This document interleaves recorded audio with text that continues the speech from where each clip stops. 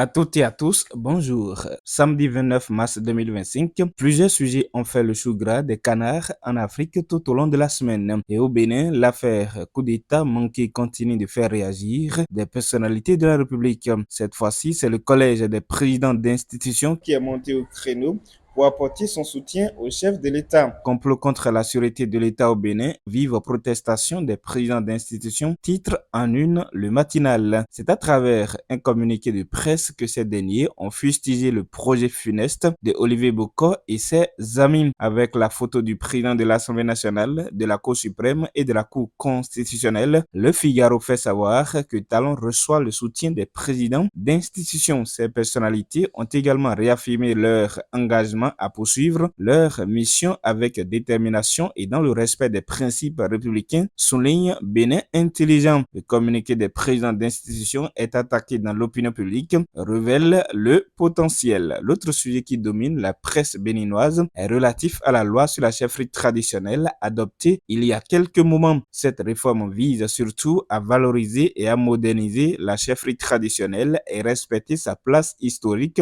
dans la société béninoise, souligne les quatre vérités. Ce que cette loi apporte de nouveau, elle reconnaît aux chefferies traditionnelles leur contribution à la cohésion sociale et la préservation des identités culturelles. Mais les réactions continuent de pleuvoir après l'adoption de cette loi. Plusieurs chefs traditionnels et rois estiment qu'ils ont été lésés dans le découpage et que leur royaume risque de disparaître, rapporte la Nouvelle Tribune. Une vague de contestation qui pousse Matin Libre à s'interroger. Finalement, qui approuve la loi? Mais à en croire le porte-parole du gouvernement, aucun royaume n'est emporté par cette réforme. En attendant que les chefs traditionnels, rois et les hommes politiques du Bénin ne soient sur la même longueur d'onde sur la loi votée sur la chefferie traditionnelle, nous, on s'intéresse à l'actualité togolaise. Togo, l'opposition fait bloc contre la 5e République à Kassimé, écrit Togo Fest. En effet, rapporte Le Monde Afrique, l'opposition au Togo a tenu dimanche 23 mars à Lomé un meeting pour protester contre la nouvelle constitution adoptée en avril 2024 qui abolit l'élection du chef de l'État au suffrage universel et institue un régime parlementaire. La nouvelle constitution est vivement critiquée par l'opposition et la société civile qui y voit un moyen pour l'actuel président Foya Singbe au pouvoir depuis 2005 de se maintenir indéfiniment à la tête de l'État. Comme une réponse du berger à la bergère, le gouvernement togolais mène cette semaine de son côté une campagne d'explication de la nouvelle constitution promulguée le 6 mai 2024. L'initiative vise à éclairer les esprits sur les multiples avantages de ce régime parlementaire. Selon Togo Breaking News, la campagne nationale de sensibilisation à la nouvelle gouvernance de la 5e République se déroule autour du thème Découvrir, vivre et s'engager pour la 5e République. En Côte d'Ivoire, l'actualité reste marquée par la politique dans le cadre de l'élection présidentielle à venir. L'intertitre à 7 mois de la présidentielle, les évêques catholiques lancent un appel pressant tandis que le nouveau réveil renforce le ton en avertissant. Situation sociopolitique inquiétante, les évêques tirent la sonnette d'alarme. Le sursaut résume cette prise de position en affirmant élection présidentielle d'octobre 2025, les évêques catholiques parlent fort. En réponse, Abidjan 24 met en lumière les initiatives du médiateur de la République pour apaiser les tensions. Depuis Douekoué, Adama Toungara à l'œuvre pour des élections apaisées. La nouvelle alliance appelle le pouvoir de Ouattara à écouter le cri du cœur de l'Église catholique. Le quotidien Le Nouveau Réveil a vu les trois leaders de la politique ivoirienne sur le sol européen cette semaine et fait cette proposition interrogative à sa une. Et si Ouattara, Gbagbo et Thiam se parlent loin de leur cacique? Espérons croire que ce sera le cas les prochains jours afin que tout se déroule bien dans le cadre de ces élections présidentielles. En attendant, les quotidiens sénégalais font le bilan des 12 mois du PASTEF à la tête du Sénégal. En un de PASTEF au pouvoir, l'agenda En Marche affiche à la une Le Soleil. Dans un éditorial intitulé Un an de gouvernance et un cap affirmé, le journal écrit un an que Bassirou Diomaye Faye a pris les rênes du Sénégal, porté par une vague d'espoir et d'attente immense.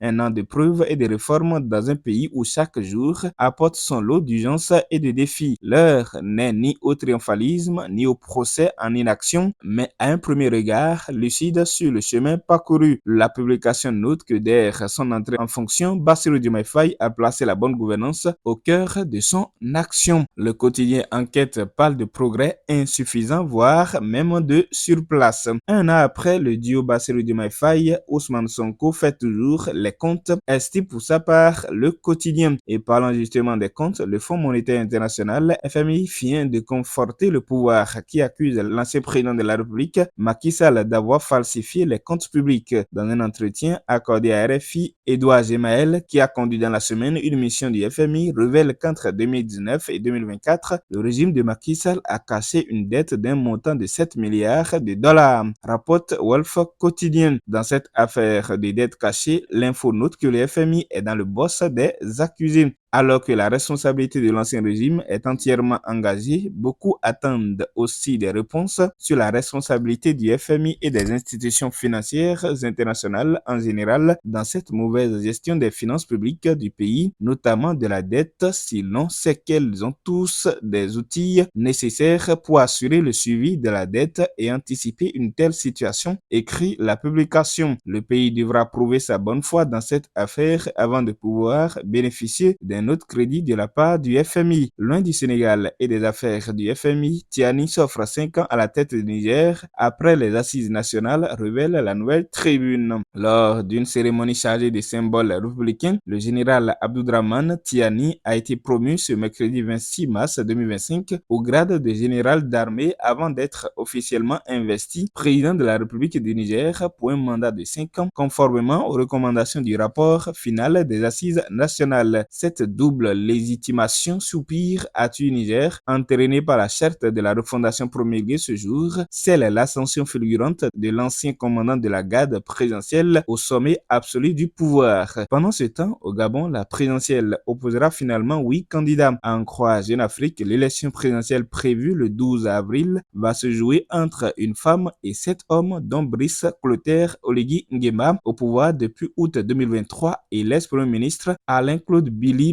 Binzi. La campagne électorale doit commencer ce 29 mars. Le général Oligui Nguema, qui a renversé Ali Bongo le 30 août 2023 et qui est candidat à la présidentielle du 12 avril, affirme qu'il ne veut pas être porté par un parti ou un clan, mais par le peuple gabonais. Parlons économie à présent. Le milliardaire nigérien Aliko Dangote exporte désormais son kérosène pour l'aviation vers les États-Unis. À la tête d'une méga raffinerie à Lagos, avec une capacité de production de 650 000 barils de carburant raffiné par jour, l'homme le plus riche d'Afrique a intensifié ces derniers mois ses démarches pour trouver des débouchés pour le carburant raffiné qu'il produit. En effet, il accuse la compagnie pétrolière nationale nigériane de bloquer son accès au marché nigérien, rapporte RFI. Du sport africain pour finir cette revue de presse. Les matchs de la 6e journée des éliminatoires du Mondial 2026 Zone Afrique qui se sont déroulés du 23 au 25 mars ont donné une meilleure visibilité sur les favoris aux qualifications directes et les équipes qui pourront espérer jouer les matchs barrages. Entre autres, le Maroc, l'Égypte,